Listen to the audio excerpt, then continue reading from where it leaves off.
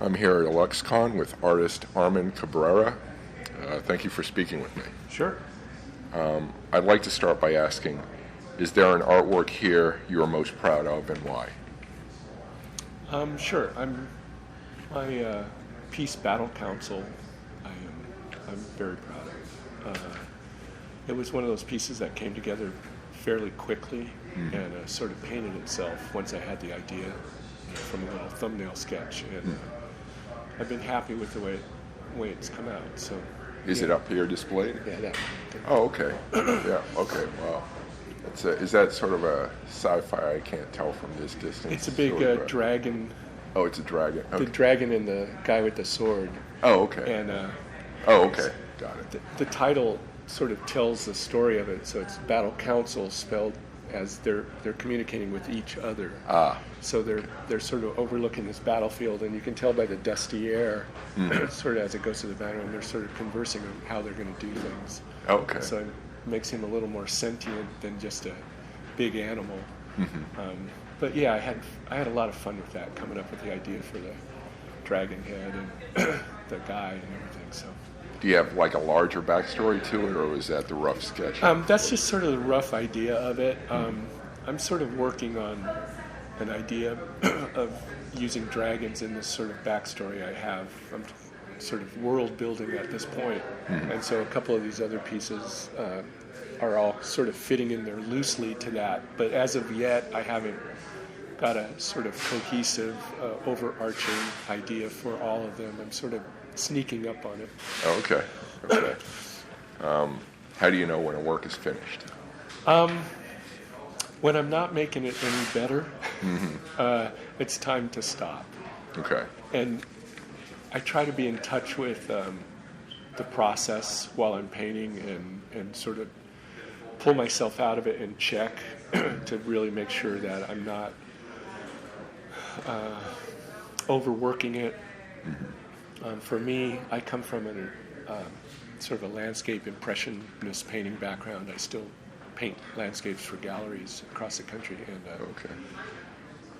for me, I want the immediacy in the paint strokes, and I want that sort of color and light in it. And when I start to get too noodly with it, it's time to back off. Okay.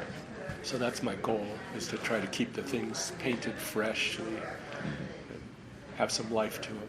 And you feel you've been pretty strict about that, sticking to that? Yeah, I'm pretty strict about it.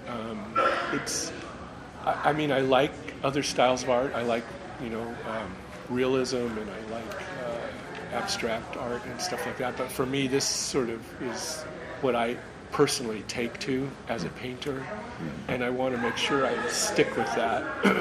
I sort of carve out my own little space in the art world for that. Okay. What inspires you? I get a lot of inspiration from reading. And I started probably, maybe I was 9, started reading science fiction and fantasy. And so a lot of those people that I started reading then, once I became capable enough to paint those ideas as I saw them on the page, I started painting that stuff. So Robert E. Howard, H.P. Lovecraft, Michael Moorcock, Tolkien. There's a lot more than just that, but those are like the main ones that really inspire me. And I go back to those books. I have the complete works of most of those authors, and I mine them for ideas all the time and inspiration. Really. And you're still finding new things as you go through them? Yeah, it's really rich. There's just so much stuff going on in those things. I don't think I'd ever run out of stuff to explore with it, So I really enjoy them. Okay. What is your most important artist tool? Is there something you can't live without in your studio? Let me think. Probably. Boy, that's a tough one. Some people like to say the basic pencil. Some people go beyond that, beyond the basics. it sounds kind of weird, but I kind of like my easel. I have a really nice Hughes easel, and it allows me a lot of. It's counterbalanced, and it can go up 9 feet or down, and it goes side to side, and it also angles back and forth, and so I tend to work fairly large as an artist, 20, 24, up to about 30, 40 is my sort of comfort zone that I like to paint in, and that easel allows me a lot of, it just helps. It doesn't tie me to like a little section. I'm not sitting, I stand when I paint. Okay. It really helps me keep things fresh and loose and stuff. I can slide the whole painting around while I'm working on it and stuff. So it's fun. Okay. Is there an element of art you enjoy working with most, and why? For me, it's the process of painting. I like the act of painting and drawing, and so for me, that's the thing I like the most. The end result is nice because I get to sell it, and the money gives me the opportunity to paint more. But really, for me, it's the act, the physical act of painting, not so much what the finish is, or the concept, but the actual putting paint on canvas. So that's the part that I like the best. Okay. Why did you start making art, and why do you make art? Boy, I started making art from, the first thing I remember is drawing when I was a kid. And I was probably maybe 4. And I quickly learned as I went into, elementary school that I kind of daydreamed a lot, and I would get in a lot of trouble. But if I was drawing, they would never tear up the drawings, and they kind of cut me some slack for that, It was one of those things. So I was getting sort of this positive reinforcement for doing something I wasn't supposed to do, and that sort of encouraged me to pursue it. And I chipped away at it for a long time. I didn't become a professional artist till I was 35. Okay. And so before that, I worked at a lot of odd jobs and did a lot of weird things, and but eventually I settled into it. I remember working for this electronics company when I was 34, and they wanted to kick me up into management, and they were going to pay me a lot more. And I knew right then I had to decide what I was going to do, if I was going to be an artist or not, because I knew if I took that job, I probably wouldn't be. Right. And so I sort of made the decision to do that. And it hasn't been, sort of carefree the last 30 years, but I'm happy with the decision. So when you made that decision, were you scared? Oh yeah. When you Well, because quit. back then I was it was 1989, and I ended up within a year I ended up getting a job at Lucasfilm working in their games division, but that job didn't exist 2 years before that. And so really, the only way to make money back then was being an illustrator, and I was on the West Coast. I wasn't getting a lot of illustration, book cover jobs. I had done about maybe 3 or 4 book covers by that time. And everybody was telling me that, you couldn't really make a living as an artist. And then this opportunity came along where I was painting backgrounds for this whole new medium, and that basically started my career for the next 12 years. That's what I did. And then I slowly transitioned into gallery work. And then once I got out of games full time,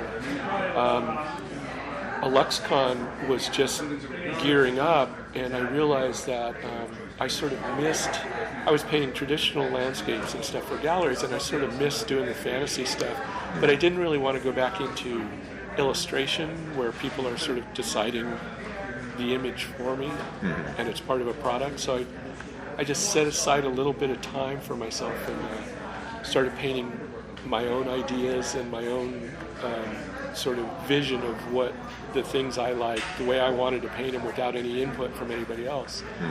And it's just so that's how I sort of came full circle, back to the fantasy and science fiction stuff, and it's worked out okay so far.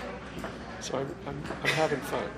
Were there any major when you were doing the gaming work? Any major games that you were part of? Yeah, I was lucky. I worked with a really good crew of people. So when I was at Lucas, back then it was called Lucasfilm Games. It wasn't LucasArts yet, and I worked on the first thing I worked on was a reissue of Bloom, which was a pretty popular game back then. Then I did a couple things for Monkey Island 2. I did Star Wars for the original Nintendo, and then I did Star Wars for the original Super Nintendo. I worked for Electronic Arts. I worked for Disney. I worked for Zynga.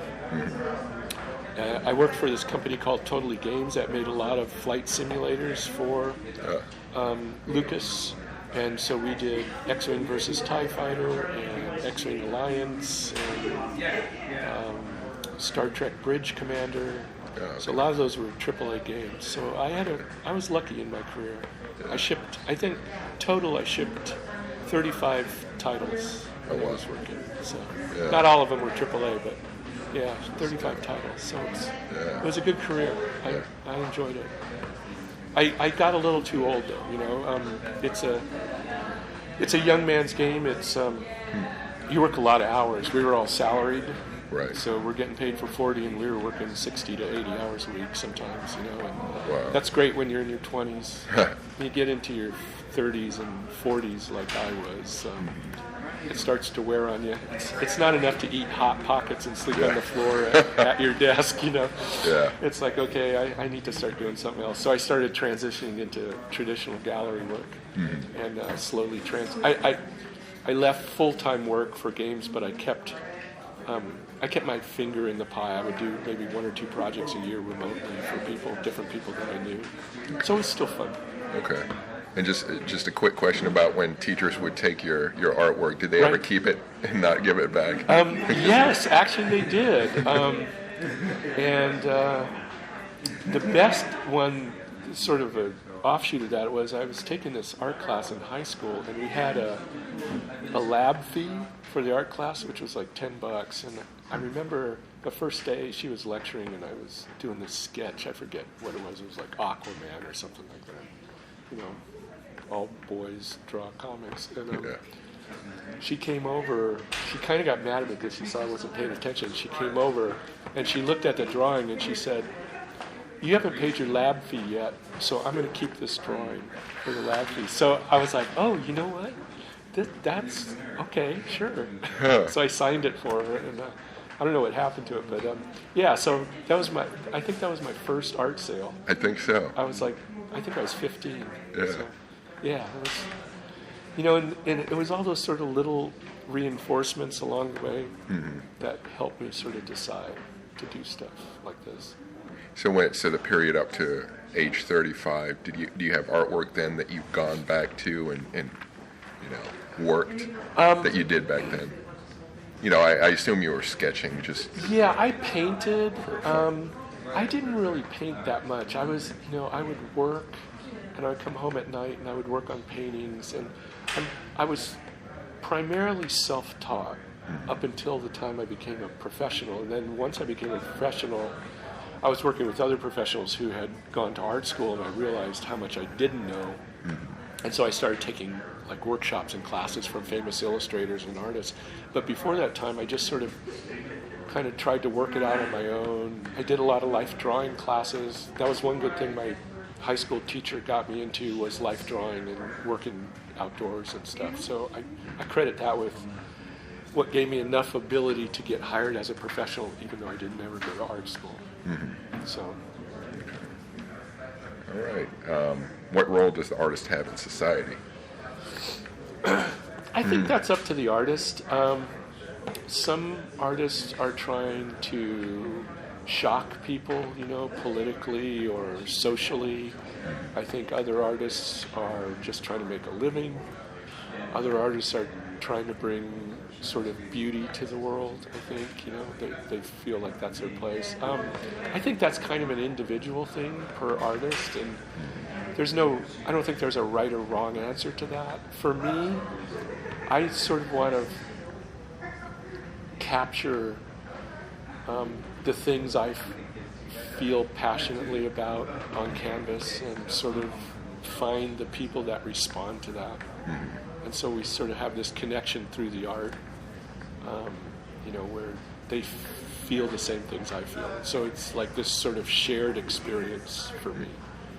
Because usually I'm not a very outgoing person otherwise. It's like I'd rather people look at my art than talk to me. Yeah, then interview you. Oh yeah, this is comfortable because it's just me and you. But if I get in a room with a lot of people, I want to just find one person I can talk to and sort of monopolize their time because that's comfortable for me.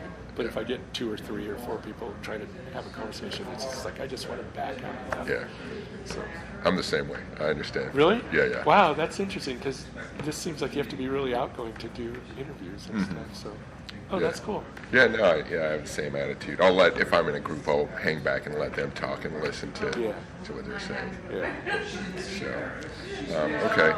What movies, books, or other artwork in science fiction or fantasy have inspired you? And you mentioned some already. Right. I mentioned the books. I was inspired by the early 20th century illustrators, so N.C. Wyeth, Howard Pyle, Dean Cornwell, Mead Schaefer, Joseph Leindecker. Those guys were just giants. And back then, their illustrations were like movies of today. People would, line up to see them, and couldn't wait for the magazines to come out to see what was on them. So they really had quite a spotlight on them. As far as movies go, I'm a big fan of black and white movies from the 30s and 40s because I like the composition and the simplicity of those. Obviously, I like movies like Predator, Aliens, Alien, Star Wars, 2001, the original Day the Earth Stood Still, things like that. All those things were really a big influence on me when I was growing up looking at that stuff. Okay. Is there an art piece you'd like to create that you haven't done so yet, and what is it? There's a bunch of them, and it's just trying to find the time and the sort of, because I do this full time, and the only income I have is from my painting. I have to sort of balance everything I want to do with, making money too, with my commitments to my galleries and stuff like that. But I have some large pieces. There's a large Conan piece that I want to do that it's a battle scene with a bunch of figures in it, and I've done the digital sketch for it. But I want to paint it big, like 36-48, and that's going to be quite a chunk of time to work out and do, and I just haven't got around to doing it. Yeah. And there's another piece from a Clark Ashton Smith story called City of the Singing Flame, which I really loved as a kid, and I have the idea for it, and I've sort of sketched it out in my head, and that's another one I need to paint, and I just haven't been able to pull the trigger on it yet because it's really going to take a lot of time. I have to come up with all these different figures for the scene, and they're all different types of aliens, which he describes and stuff, and I have to sort of draw them all up first before I do it, so it's going to take some time. But yeah, those two are probably the main ones right now. Okay. So, alluding back to something you said, have you met any of your old art idols and learned something from them that you didn't expect? Yeah, when I first started painting science fiction and fantasy, trying to break into the markets, it was probably around 1978, 79, and I was lucky enough in those early years to meet Kelly Freas, who was at the top of his game doing analog covers and a lot of book covers for magazines and stuff, and George Barr, who is another person who did a lot of book covers and magazine illustrations, and Bob McCall, who was doing a lot of space art for NASA and stuff like that. And from McCall, I learned space doesn't have to be black. You know, he had this really impressionistic style. It was loose and it was juicy, and there were big brushstrokes, and he put so much color and life in his space paintings. I just love those paintings, and so that really influenced me a lot. And then Kelly and George actually were mentors to me.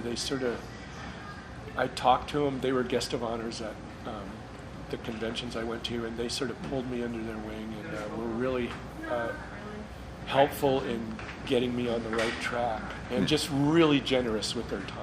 Yeah. And they became friends over time, even though I lost touch with them after a while. You know, I got to hang out with those guys, and I was in my 20s and they were in their 50s. Yeah. And I just loved them to death, looked up to them.